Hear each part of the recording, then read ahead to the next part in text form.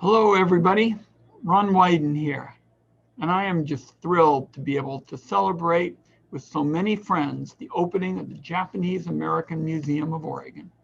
It has been years in the making, and I've been proud to support the effort. The Japanese American story is a story of resilience and strength. As the son of Jewish immigrants, I especially appreciate and value the preservation and sharing of the immigrant experience. I also want to congratulate Lynn and all my friends at the Japanese American Museum of Oregon on a tremendous accomplishment. I can't wait for the day when we can safely gather again in person. And for now, everybody, just enjoy the celebratory day. Good evening, everyone, and welcome to our virtual celebration. We are just thrilled to showcase to all of you, both near and far, the grand opening of our new museum at NATO Center. My name is Lynn Fuchigami Parks, Executive Director of the Japanese American Museum of Oregon. So tonight's program is really an invitation to celebrate the culmination of all the work, not just this past year, but the past 32 years of enduring efforts that enabled us to see this dream of our community come true. Our mission is to honor and preserve the history and culture of the Japanese Americans in the Pacific Northwest, to educate the public about the Japanese American experience during World War II, and to advocate for the protection of civil rights for all. Tonight, we will bring you a glimpse of what we've created together. We've renovated space, designed and installed new exhibits, and opened in a new location, all within the midst of a global pandemic. We are truly blessed to be able to overcome all the obstacles to arrive at this day. And although we had hoped to be sharing this momentous opening in person, we hope that tonight's virtual event will connect us together all across the country. There is a wall at the African American Museum in Washington, D.C., titled Place Matters. It reads, "Place is about geography, but also about memory and imagination.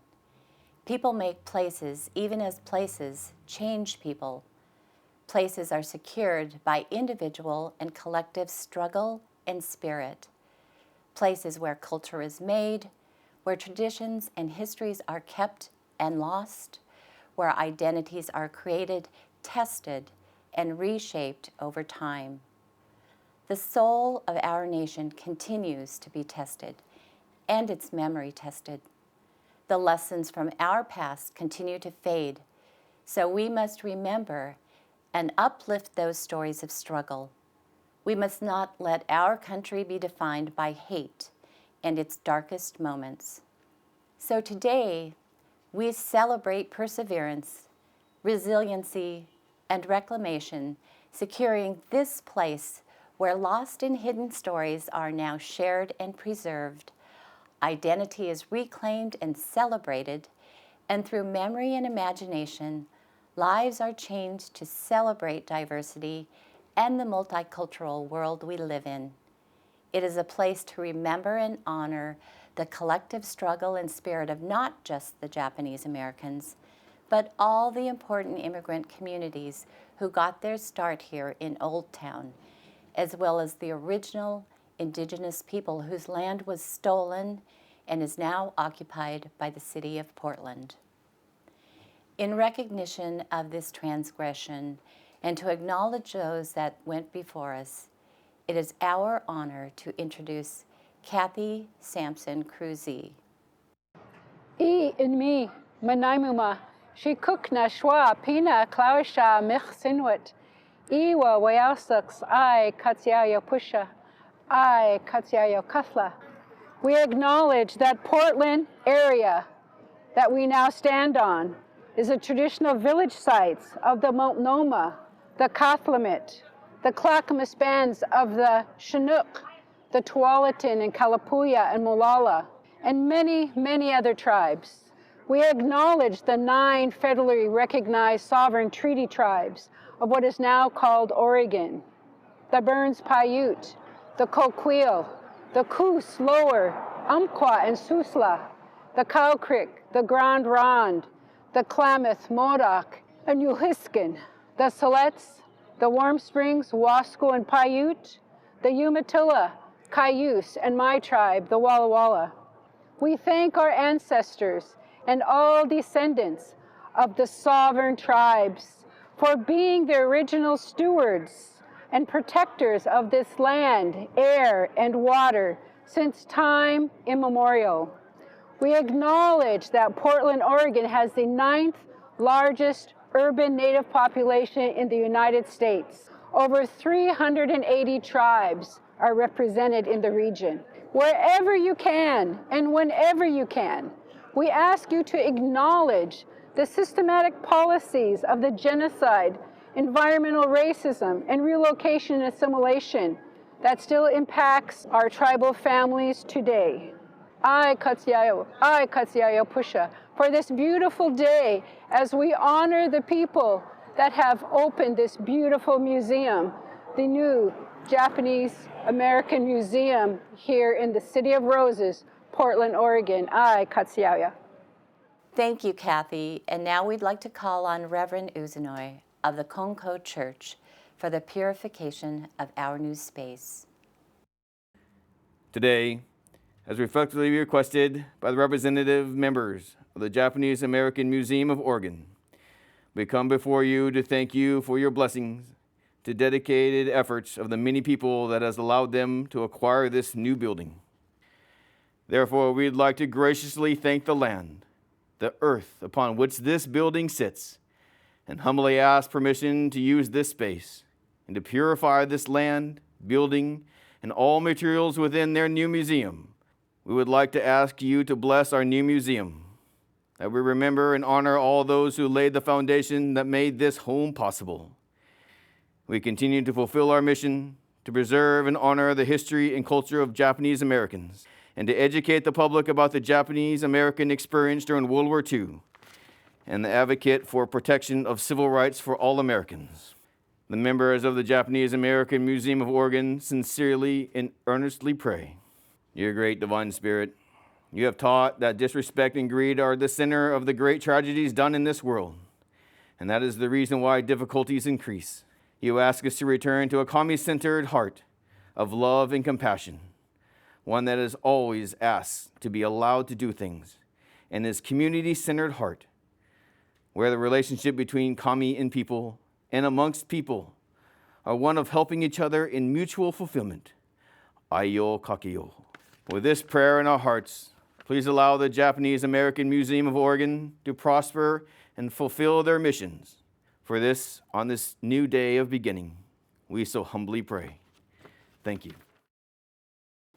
As we come together in celebration, we also want to recognize the pain and suffering being felt by millions at this time.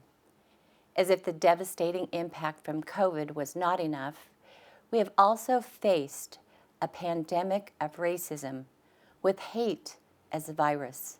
What we are seeing today is the continuance of the racism and hate that led to the mass incarceration of innocent men, women, and children of Japanese ancestry during World War II.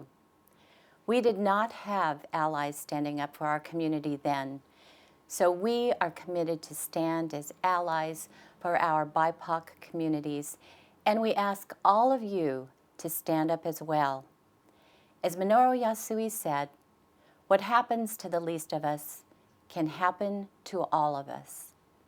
We have stood in solidarity with Black Lives Matter and mourned the terrible loss of lives and injustices of this past year, only to add to it now the lives lost and rise of anti-Asian acts of violence and hate. But all of this only strengthens our resolve and reminds us that our work and mission is more important now than ever. We share this history not as something from the past, but to fight for justice and equality to ensure the future of our democracy.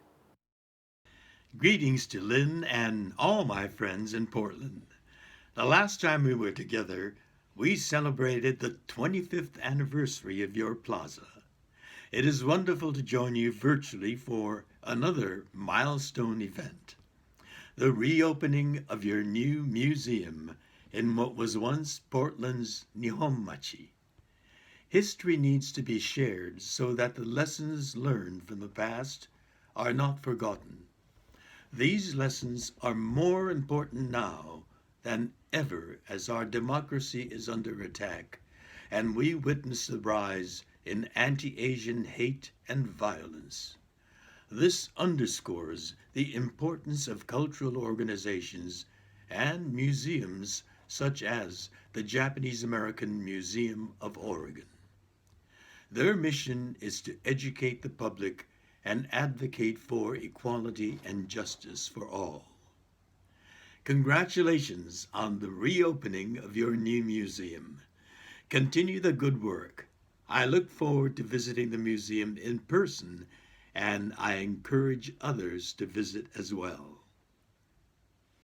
So tonight we invited some very special friends to join us in our virtual celebration, and one of those dear friends is Jeff Selby.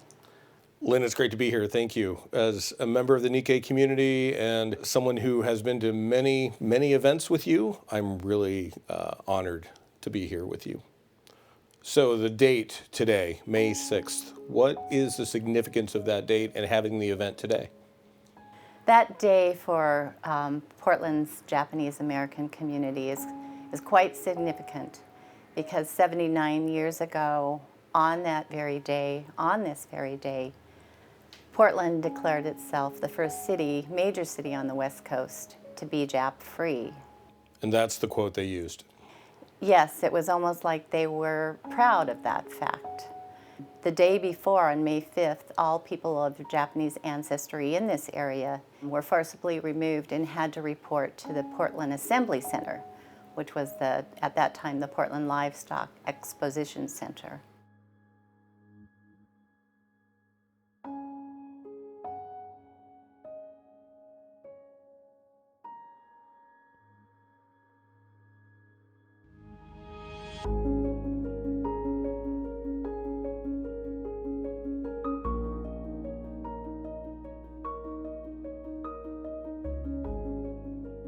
A favorite pastime for so many folks is to walk along the waterfront. And we have something really amazing that some folks may not even realize they're walking through, the Japanese American Historical Plaza. Tell me more about that. So the plaza was really the vision of landscape architect Robert Marase and civic leader Bill Nato. And it was their dream to have a permanent memorial to the history of the Japanese Americans and also the Bill of Rights. So it would remind people of the fragility of their freedom and also the rights of all Americans under the law, under the Constitution. So that led to the opening of the first Legacy Center in 1998. And then from there, it moved next door to our former location, and that was dedicated and opened in 2004. And then fast forward, here we are, 2021, but it was quite a journey along the way. Oregon's Nikkei, An American Story of Resilience, really shares that story and history of the Japanese Americans. And in this first gallery here, we really share the story of the Issei, when they first immigrated, what they were doing, how they got established, embracing the American culture while trying to hold close to their cultural roots as well. And then we also share the history of the discrimination that they faced. We think it's very important for people to know that it just wasn't the bombing of Pearl Harbor that led to the incarceration, but it was decades of discriminatory laws and racism that they faced and many communities of colors faced when they first came to the country. And now we are so lucky to have with us today George Nakata, who will tell us more about his experience in Nihonmachi. Portlanders don't know that there was indeed a very vibrant Japantown right here in Northwest Portland. On 3rd and Davis Street, there was the big Teikoku store. It seemed big to us, operated by the Matsushima family. We had school on Everett Street and 5th. We would go there after our regular American school and learn a little bit about katakana, hiragana, some kanji. And our parents would be so proud if we could come home and converse with them in simple Japanese. We know that as Japanese Americans. We face direct racial prejudice.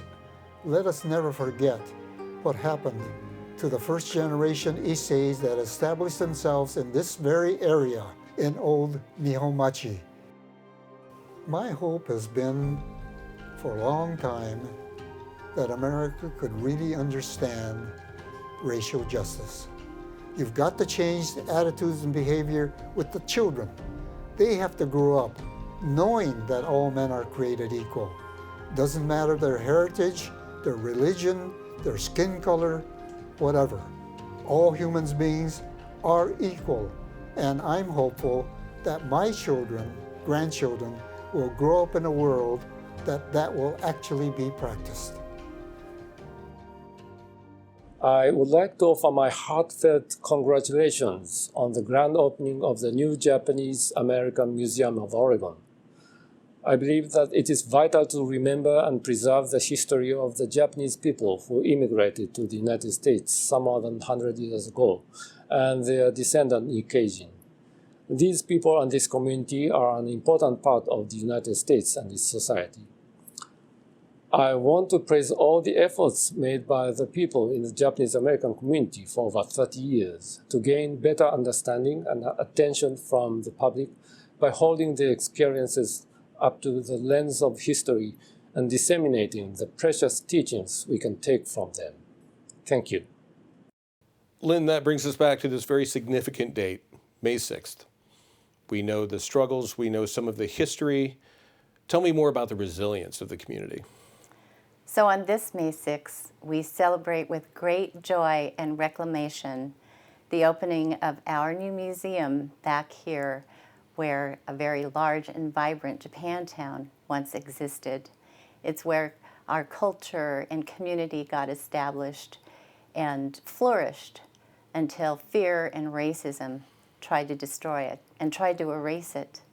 But we are back now with this beautiful new museum, and to turn the tables on racism and share this history and this story of resilience for all communities.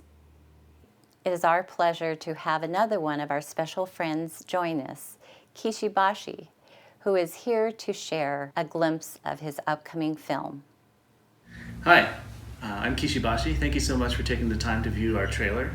It's for our upcoming movie, Omoyari. Omoyari is a movie about Japanese American identity through immigration, incarceration, assimilation, and a lot of modern issues that connect to our identity. And it's really important for an organization like Oregon Nikkei or the Japanese American Museum to continue the tradition of telling these stories so that this mistake, this injustice does not happen again. And for that, congratulations. And I will see you guys on the other side of the pandemic.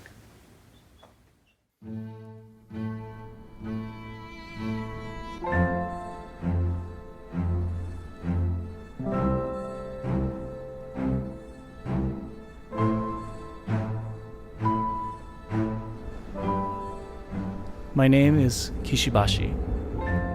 I'm an American songwriter and a violinist. I sing from the heart. But before I make my next album, I feel that I first need to tell a story. A song for you. On Sunday, December 7th, 1941, a state of war has existed between the United States and the Japanese government. You call the venomous to silence strike on any vein, like a bayonet said. In the afternoon, we pledged to send a photograph of every frame, of every love meant to have a song.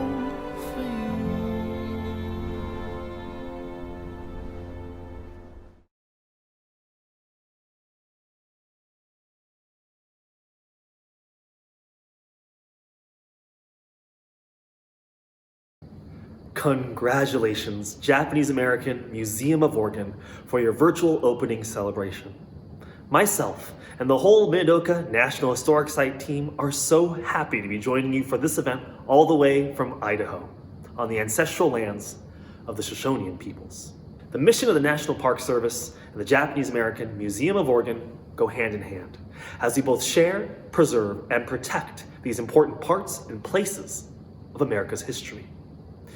When the Oregon Nikkei community was excluded, forcibly removed, and incarcerated during World War II, it was here at Minidoka, an American concentration camp, where many Oregonians ended up. The legacy of our communities and families connects our two sites and our mission. We are especially honored that the historic wood from the post office at Minidoka lives on at the new museum as part of the barracks exhibit. We look forward to working with Japanese American Museum of Oregon on future projects, and we hope that everybody enjoys the new museum and you'll consider coming to visit us here at Minidoka as well. Congratulations, Japanese American Museum of Oregon, from your friends here at Minidoka National Historic Site.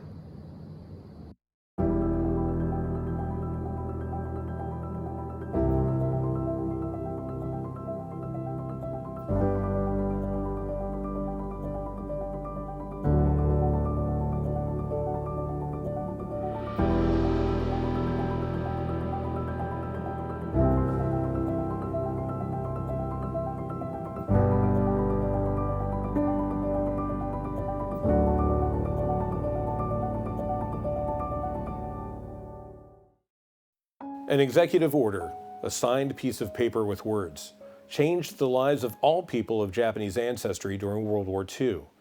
But the foundation and rock of the community, the first and second generation Issei and Nisei, stood strong to endure the unthinkable. In the museum, this journey is shared using terms like gaman, meaning perseverance or enduring the unbearable with dignity and grace. These themes come alive through immersive and interactive exhibits. Actual wood from the original Minidoka post office was transported from Idaho to create the barrack exhibit.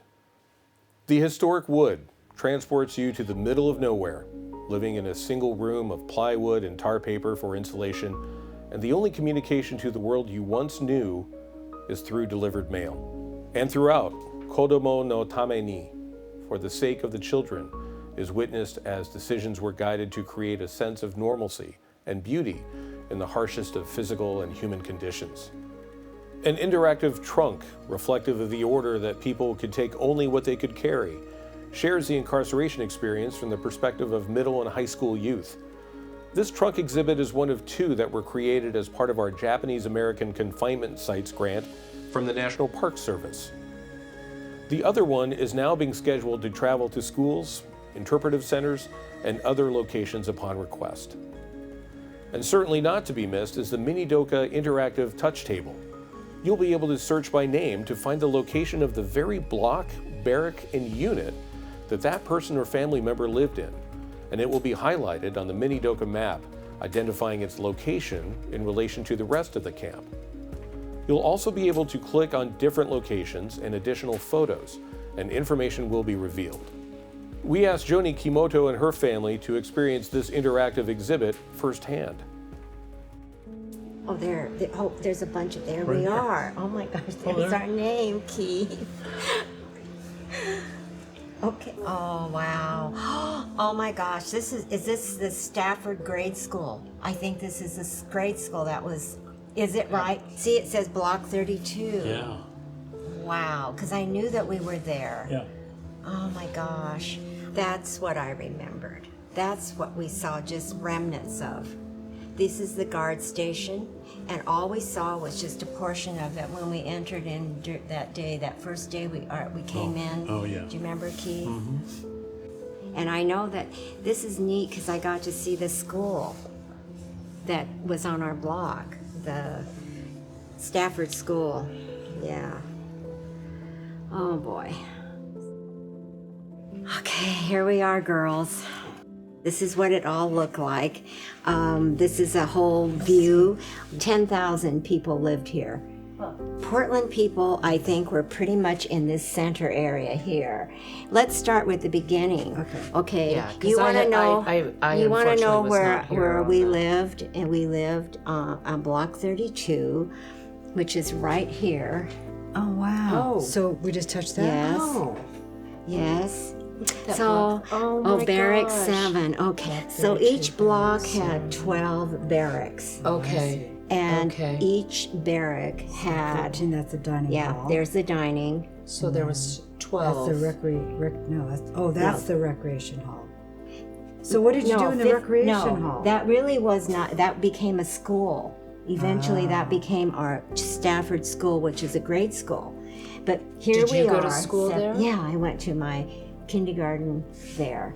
And Mom, this is the laundry and sanitary. So is that where you went? Is that the bathroom? Is that where That's- the showers were? The bathroom and the showers, and this is, So you didn't have to walk too far. well, I think they were pretty far. I don't know if Well, they you show were the only distance. 3, Yeah. so it probably was far for you. And that's the mess hall. That's where we ate in that 13. So the four of you lived In a 20 by in 20. a 20 by 20. Right, and And we- how many beds did you have? We had 3 beds when we first moved, and then Keith had a crib. The hospital, this is where you were born, Keith. That's why You you think? were, yes. Hospital. Well, there I am. That's you. It's impossible to interpret the story of the World War II incarceration without highlighting the remarkable story of the Japanese-American Nisei soldiers.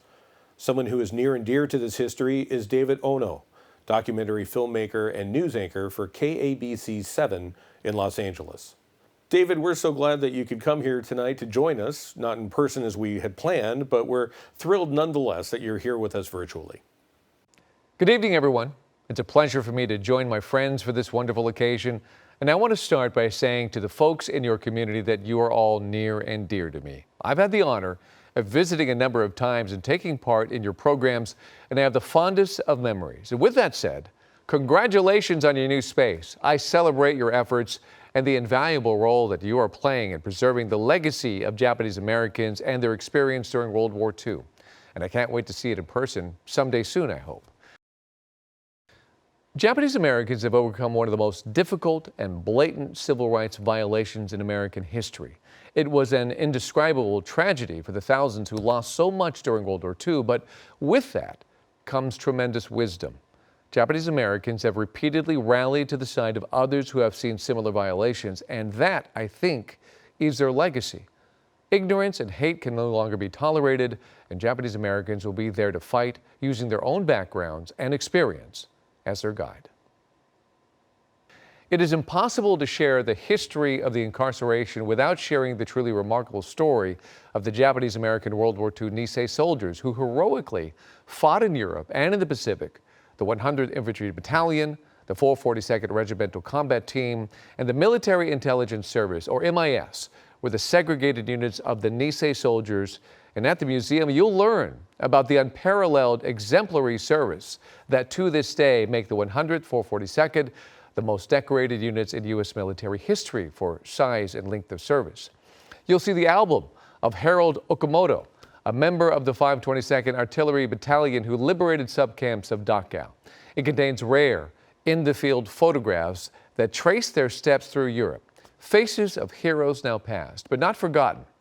And another scrapbook, that of Dr. George Hara with the Military Intelligence Service. It captures the horrors and the devastation that he witnessed immediately after the bombing of Hiroshima. The Nisei soldiers embodied courage, humility, and patriotism beyond compare as they fought a war on two fronts, racism at home and the enemy abroad. Their American values helped shape and impact future decisions about justice and equality in a democracy. To be a Japanese American soldier during World War II must have been the ultimate exercise in courage, commitment, and principle. They fought in the most violent of battles with tremendous loss, but also unprecedented success. And I'm sure they were driven by their commitment to their families and their pledge of loyalty to this country, but also they stood firm on their principles to do what's right for the future of their community. And that is key. They knew there were a lot of people riding on their shoulders when they went into battle. And that's a part of their legacy that can't be underestimated. To all our BIPOC folks serving in the military, first of all, thank you for your service, and we salute your courage and commitment to this cause. Please know that you represent not only the safety and security of this great nation, but also the beautiful diversity of this country. You stand for the best of who we are. Be safe, and we appreciate all that you do. Thank you, David. And now we'd like to share with you a letter that was written by Art Iwasaki, a decorated member of the 442nd Regimental Combat Team, that was published in the Hillsborough Argus newspaper in a section called Letters from Servicemen. And now, with a dramatic reenactment of the writing of that letter, is Ken Yoshikawa. Dear Mr. McKinney, I am one of 11 American Japanese boys from Washington County, now in the armed forces. I have been receiving the Argus for some time, and I really enjoy reading news about home and the folks I know. Since entering the Army, however, there have been conflicting issues apparent on the West Coast regarding the Japanese evacuees. I have been reading accounts in the papers that seem to indicate that they'll never return to their homes, that certain groups have been demanding legislation against their ever returning. The most important thought in the mind of every American soldier is to get back home. He's preparing to fight for that right, for that freedom. Surely it is ironical to expect these Nisei boys to defend democracy and yet be unable to enjoy its freedom.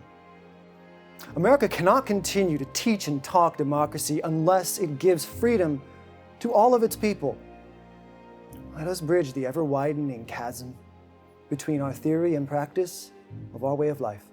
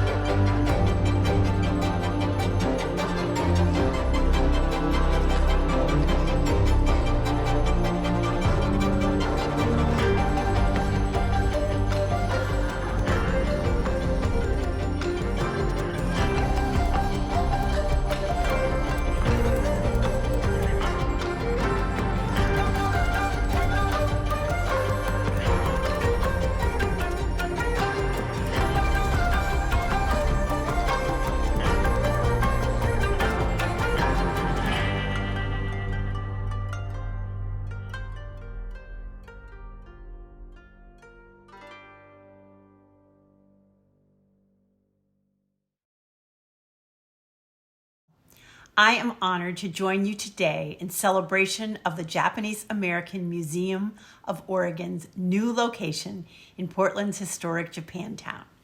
This museum represents the story of resilience and perseverance of Japanese Americans throughout Oregon history.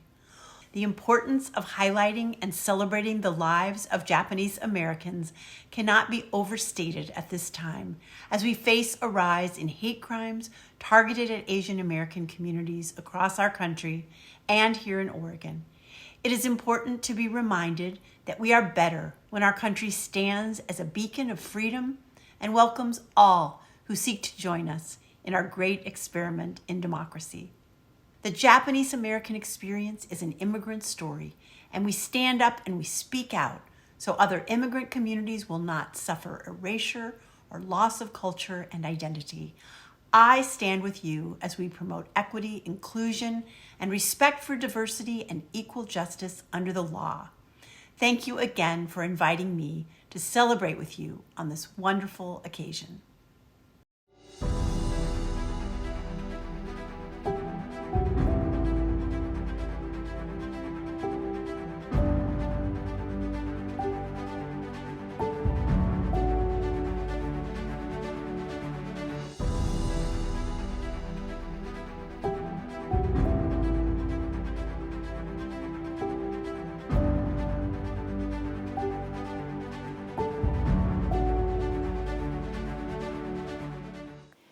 There are times and situations that arise that are out of your control.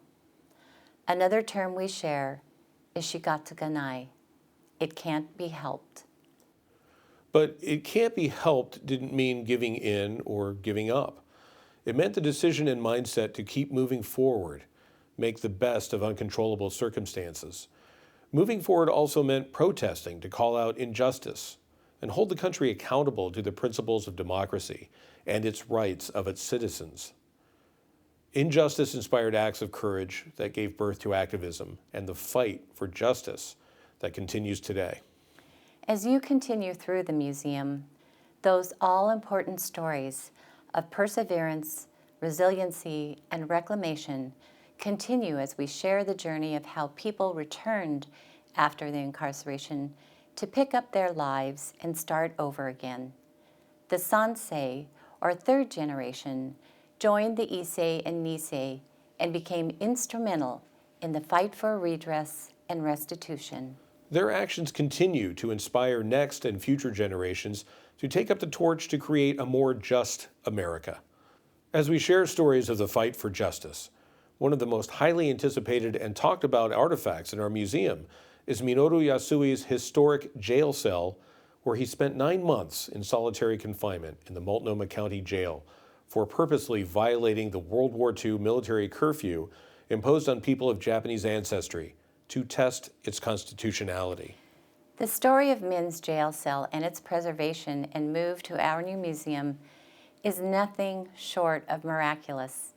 So many factors and people had to come together at just the right moment every step of the way to make it happen, starting with the actual cell being identified through Min's written descriptions of the physical cell and its location in the jail.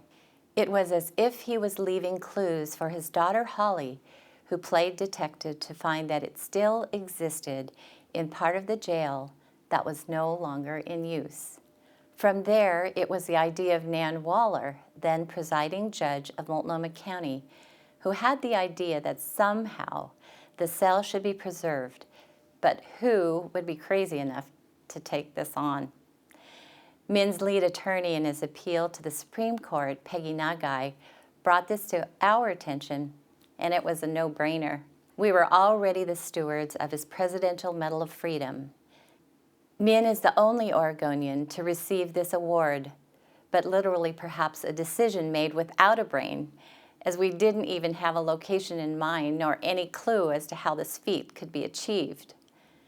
Fast forward 4 years, and the coordination of a dozen entities and individuals ranging from Multnomah County commissioners to preservation architects and artists, the cell has been extracted, moved, reassembled, and literally built into our museum so visitors can now stand within its walls to view his Presidential Medal of Freedom and hear audio of his own voice sharing what it was like to be held there. In this case, Min's cell is an artifact that literally speaks to you. But in truth, artifacts have a sound of their own and speak to the viewer by bringing history to life. Although still and inanimate, objects tell stories of those from the past. They connect you with their owners or to a moment in time.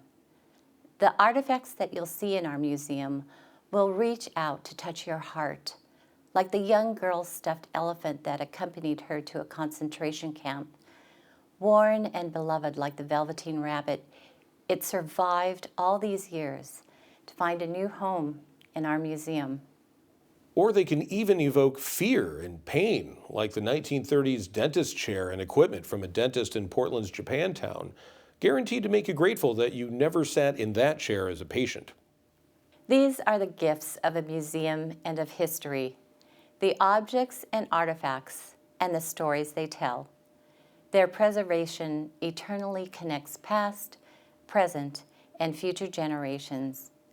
And with that in mind, we are excited to introduce Julian Saporiti, who has literally taken sounds of the artifacts and made instruments out of them. The beautiful music he creates is truly the sound of history.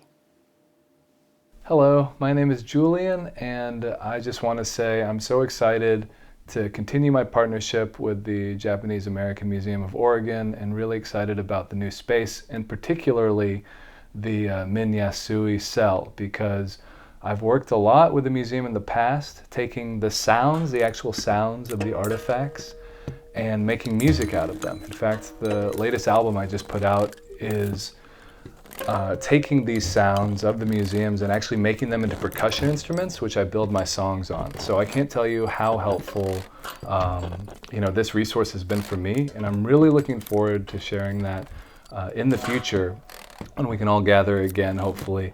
I'll be going into Min's cell, making recordings of the metal and the bars, and turning that into music. So taking this history and coming at it from a different angle and trying to make something interesting and beautiful out of it. So thanks so much, and congratulations on the opening, and thanks for the continued support, and I hope everyone seeing this is doing well. Greetings and congratulations on the opening of the permanent location of the Japanese American Museum of Oregon. Since 2004, the Japanese American Museum of Oregon has preserved and shared Oregon's Japanese American history. The museum is an important part of the fabric of Portland's Old Town neighborhood, continuing the legacy of historic Japantown. It's also important to acknowledge, though, that racism has played a large role in the history of Japanese Americans in Oregon. This racism peaked during World War II, when xenophobic and hateful policies forced thousands of Japanese Oregonians out of their homes and into internment camps. It's among the darkest moments in the history of our country. We're now seeing similar patterns play out again as anti-Asian hate crimes are on the rise nationwide.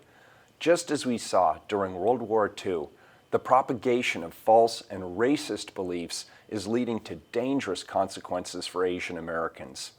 We must learn about difficult moments in history in order to avoid repeating them.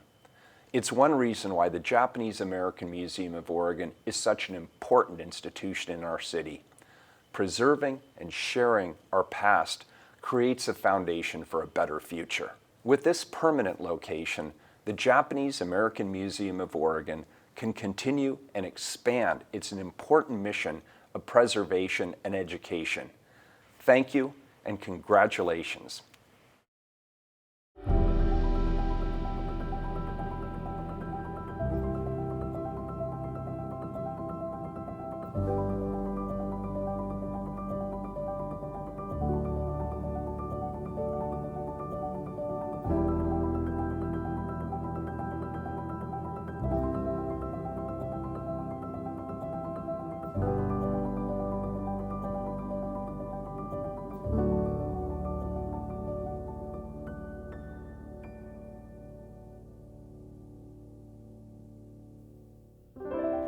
We are the children of the migrant worker. We are the offspring of the concentration camp. Sons and daughters of the railroad builder who leave their stamp on America. We are the children of the Chinese waiter, born and raised in the laundry room. We are the offspring of the Japanese gardener who leave our stamp on America. Sing a song sing it, sing your song, sing it, sing your song, sing it, sing your song, sing it, sing a song for yourselves. What if we got to lose? We've got to sing a song for ourselves. We've got the right to choose. We got the right to choose.